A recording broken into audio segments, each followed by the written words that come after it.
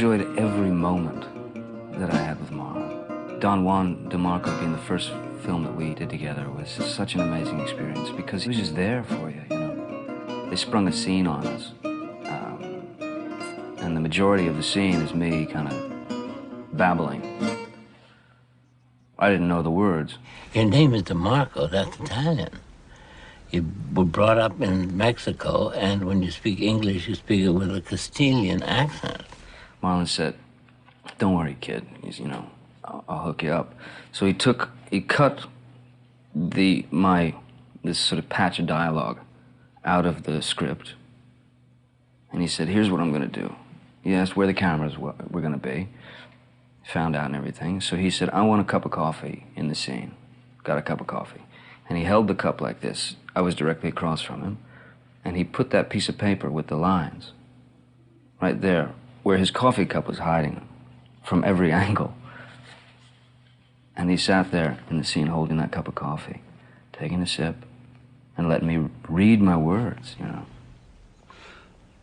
Well, my accent has been colored by my many travels. Very well, I will answer your question. I was raised in Mexico. My father was born in Queens. His name was Tony De Marco. He was Italian, the dance king of Astoria. Excuse me. Your father was a dance king here in New York City in Astoria? See? We had a similar sense of humor, you know, sophomoric, like the sense of humor of like a 5-year-old kid, you know, practical jokes, that kind of thing. I called him and arranged to go up to his house for dinner. I had this little, it's a sort of a, well, fart machine, basically, isn't it? It's a little sort of rubber thing that you squeeze in your hand and you make these very beautiful, you know, noises. I'll never forget when I hit it the first time, this perfect sound came out. And Marlon looked over and he went, "Very good, John."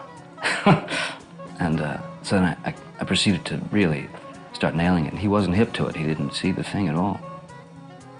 He started getting concerned, you know. He was like, you know, my God, you know, that's not normal, man. You know, you should, something very wrong here, you know. We got to get you to a doctor. And I was holding in my laughter. And finally, at a certain point, like, you know, he was literally like getting on the phone to get a doctor to see me because he was so worried that my guts were like, you know, exploding. So I let him in on it and I showed him the thing. And he fell over. He was like crying, laughing. We were howling with laughter. And and I'll never forget it. He took the thing and he held it up and he said, "I found God."